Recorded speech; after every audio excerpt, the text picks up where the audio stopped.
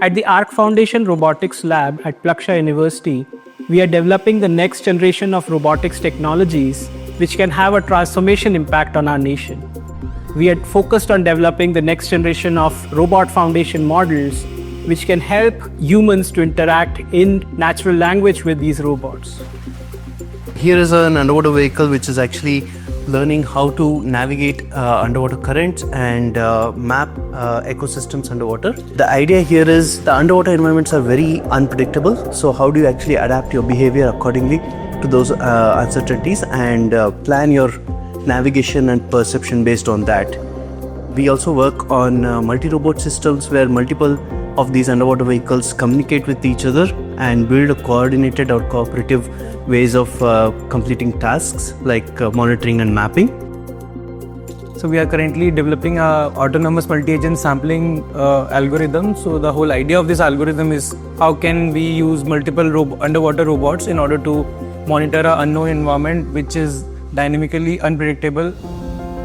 In the area of agriculture, drones are now being used for both spraying applications as well as mapping applications. Our focus is to develop multifunctional drones which can first survey the field, identify where the problems are, and then direct the spraying drones to spray at the right place at the right amount of quantity. We are focused on two foundational projects where drones are being used. One is in the area of sugarcane sector to develop drone technologies for identifying plant germination count as well as to predict yield and identify plant stress.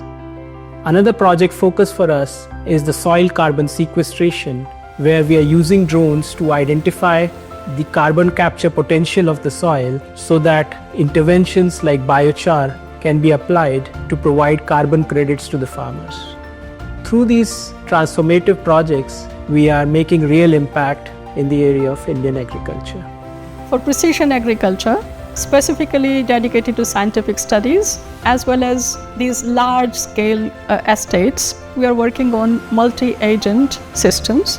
And these multi-agent systems include aerial vehicles as well as dedicated robotic or customized robotic infrastructure. This we do normally for remote sensing, understanding progress of the crop, as well as various types of diseases or fungal infections. This robot that you see here is a robot dog. It's a four-legged robot. It's a programmable robot. You can program it all the way from the perception level to the motor control level. We plan to use this robot to test our initial versions of these foundation models. The work that we do will have two major impacts. One, it will contribute in a major way to developing general intelligence for the physical world. And second, it will have many real-world applications, which requires large-scale operations and where human operation is very inefficient and many times infeasible. We are developing healthcare end-to-end solutions where we start with preoperative stages, for example, medical diagnosis. And there we do intelligent diagnostics, again using multimodal imaging, which helps us in increasing the specificity as well as the sensitivity of various NCDs, which include cancers and tumors as well as diabetes. We work with automated screening as well as automated reporting.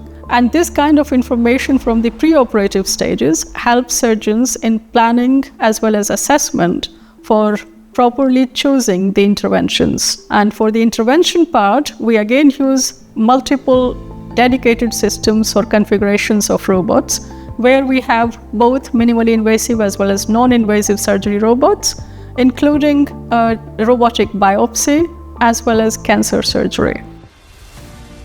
If you look at the kinds of applications that people say they have for them, energy efficiency is certainly going to be an important aspect of it. If a robot just doesn't run for a long time, it's not useful. And then we have the idea that a place where energy efficiency is really going to be important is in space. And so there's the possibility that, humanoid might be the right thing to walk around exploring the moon or Mars, in which case it will have to be energy efficient. And we would take what we learned from this to make a much more light, even way more energy efficient, or maybe, depending on how you define efficiently, at least using way less energy than this robot uses.